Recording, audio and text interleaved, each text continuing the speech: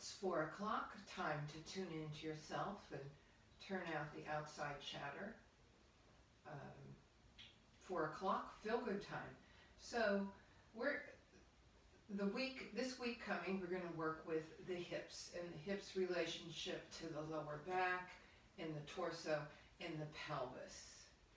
And today I'll give instruction on the floor, but I would also like to be able to get up on the chair and show people on the chair how to do the practices. So today is going to be pretty easy. Ideally, you have 2 blocks, you have a mat, and you have a blanket to put on your mat in case you want to pad your knees. And let's just start out with, okay, so the important thing to remember all week is we have the pelvic bowl. It's like a bowl, or like the bottom of a sink, so to say, like with a drain. And the drain is our perineum. And then we have the spine. So the spine comes up out of the pelvic bowl, okay? So we're going to be looking at that connection and moving the pelvis and hopefully moving the spine with the pelvis, which requires some mobility in the hip, rather than curving the spine to make it seem like we're bending sideways. So I want you to keep that in mind all week. Okay, so the lengthening of the spine in relationship to the pelvic bowl rather than the turning of the spine. So I will remind you. So the first pose today will be child's pose. And I just want to start on the chair for people in the chair. So if you don't have 2 chairs, you can do this later. But this is very delicious. You're sitting in your chair and you put your head on a chair in front of you. Okay? And you can do all the twists, the gentle twists that we're doing, keeping your spine in line from the brain to the tailbone. Okay, so if you have a chair, this is good. I put, as you see, a washcloth, or you could put a blanket here for your head. If you don't have the chair, we'll move that off stage. Of course, you can do child's pose like this, or like this. Okay? But right now, I'm going to get down on the floor and do child's pose. Okay? So child's pose, you have your knees bent, but they're open. Okay? They're not closed. They're open.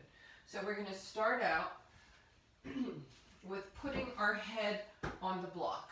So putting your head on the block really allows you to focus. So as we get older, we get more vata energy, scattered thoughts, more easy to be distracted. It's kind of a dryness, and it's not being held together by like a juicy center. So this is the perfect thing to do. And you don't have to be, in yoga philosophy, you get old beginning age 35.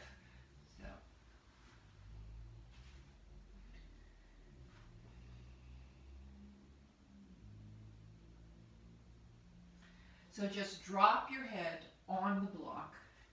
Place the pressure between the eyebrows.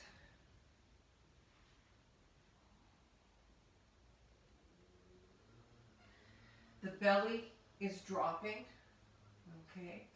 And you have a strong sense of your spine. So the spine going from the tip of the tailbone, up the back body, and then into the brain, and the brain being part of the spine.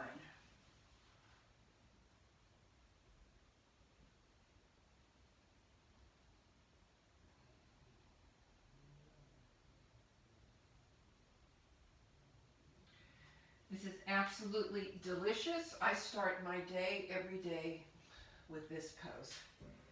Okay. So next, when you do this on your own, I would advise you to stay longer, but we're doing it on video. Okay, so next, we're going to continue to drop our head on the block and plant our right arm up. Then we're going to take the little finger side of the left arm and put it through the hole like threading a needle. Okay? And then drop the left temple.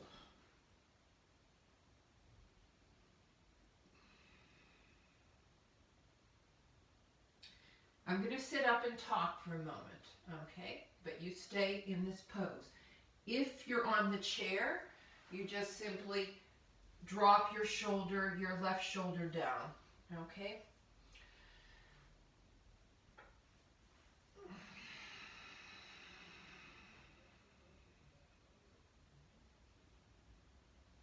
So we want the hips to remain stable and placed where they are. So it's the spine, the vertebrae are turning so that the left shoulder can drop. Hips are staying where they are. If this is difficult, you can always raise the block. Okay?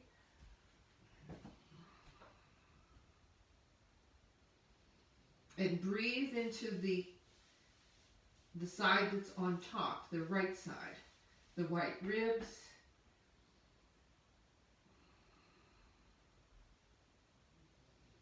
And come on up. And now we're going to go to the other side. So now we're going to plant our left hand. Okay? Take the little finger of our right side and drop, slide it through. Dropping the right temple.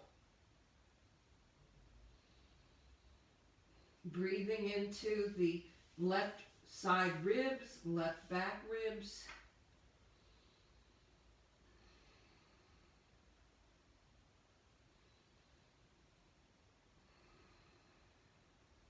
And as I said, you can do that on the chair. Just drop your left shoulder as much as you can. You know, maybe you can extend your arm. Even if it's just a slight movement to the left on the chair is fine.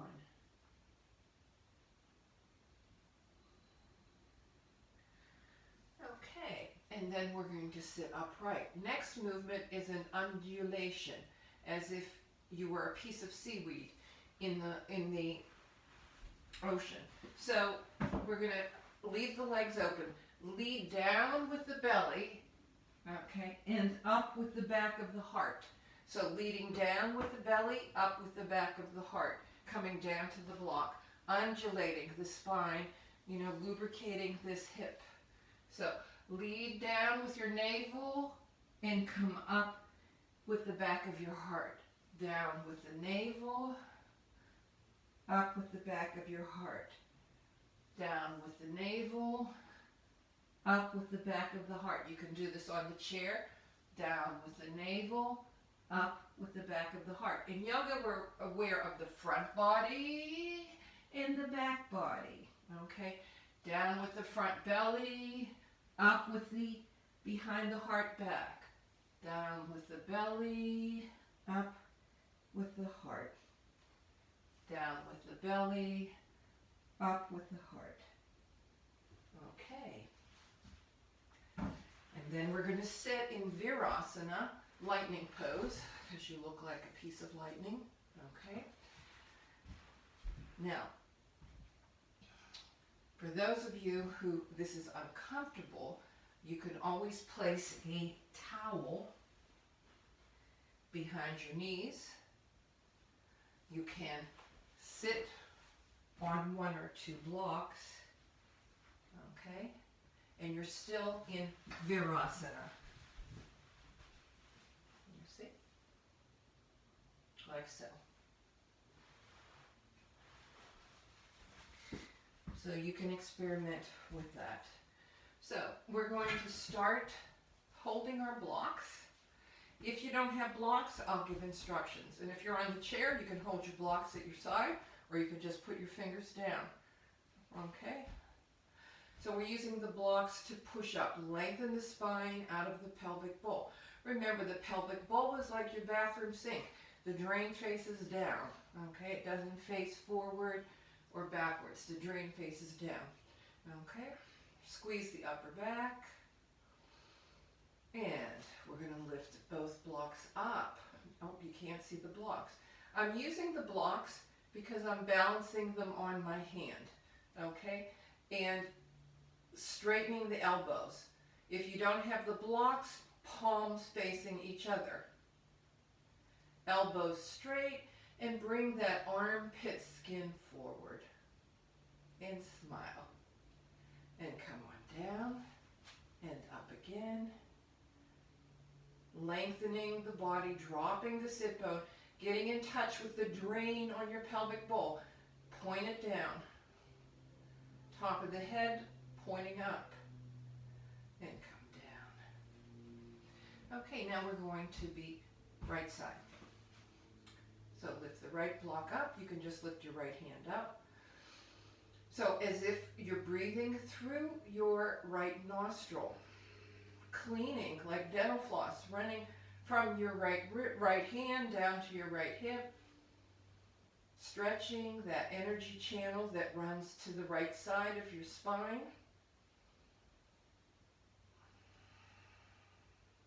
Even though you're not holding your left nostril shut, just imagining that you're using your right nostril is quite effective.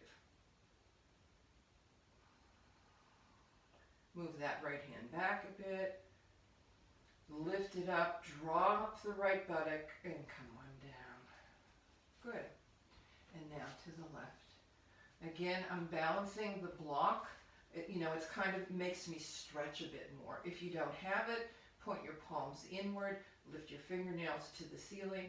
Okay, elbow straight, opening up this right armpit and right armpit chest. And now breathing through the left nostril. Even though you're not closing it, you can dental floss this energetic channel that's to the left of your spine. Okay.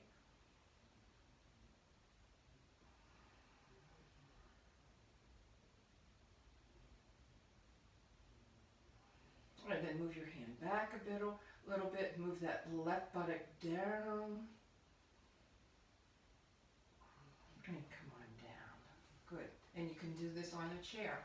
Next, we're going to open sideways and turn the palms up. So the palms turn here. You can see the blocks move. So inhale. I have to move the chair a little more over. So inhale, turn.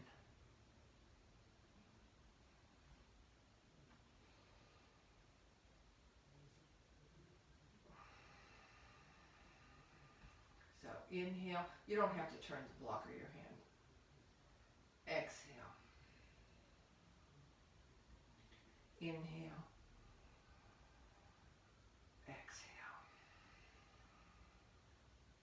Inhale. Exhale. Okay. And just roll the shoulders. Well, you say, what does this have to do with your hips? Well, the shoulders relate to the hips. So we're just loosening the shoulders up so that we can move our hips a bit more. So then we're going to take the blocks of your hands behind you and squeeze the upper back, lift up. Okay? And then open and close your mouth.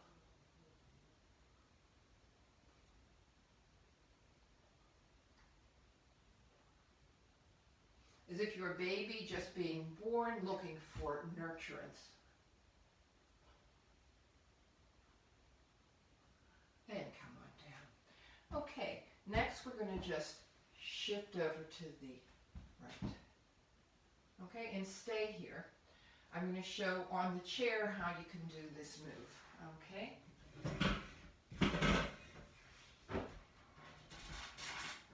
So if you're sitting on the chair, you can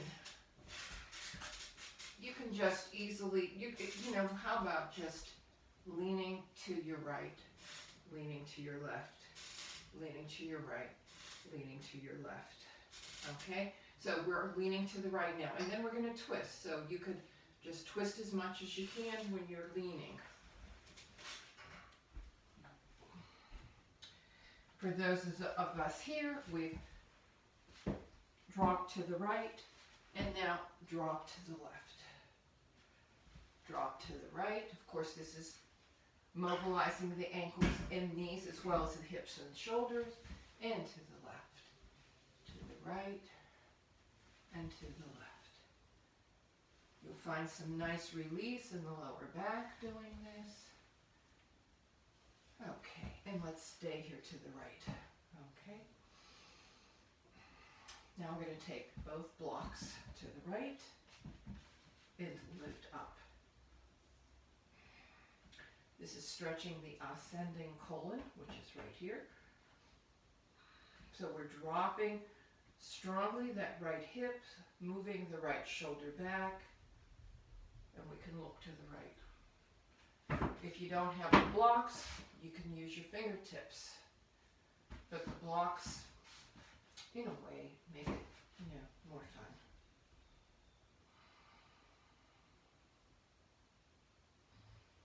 And breathe. And now come up to your knees. And then we're going to drop to the left. Okay? And we're going to drop both, we're going to move both blocks to the left. So the blocks not only are more fun, but they help you keep the spine upright. Without the blocks, there's more of an angle. So we're looking for where is the pelvic bowl? Where is the drain in the sink? Can you point it down? It's a little more difficult here, but you can try to get it down. And we're going to turn to the left. So this is we stretch the ascending colon, and there's the transverse. On this side is the descending colon. So we're going to drop strongly the left buttock, move the left shoulder back, and lift the spine.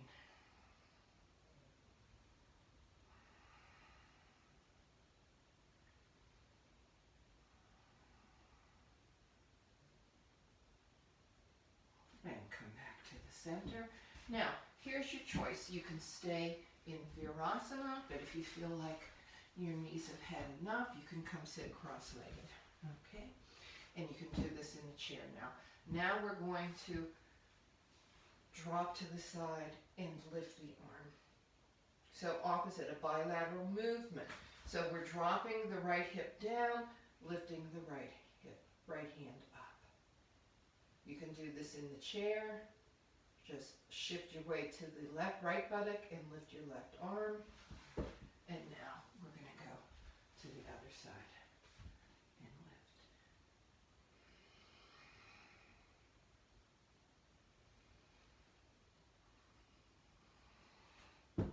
And let's repeat.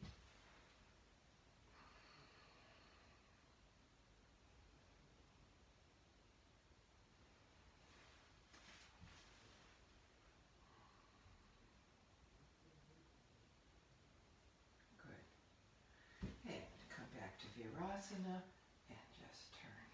You can do this in a chair. And where's your pelvic bowl? Is the drain pointed down? Okay.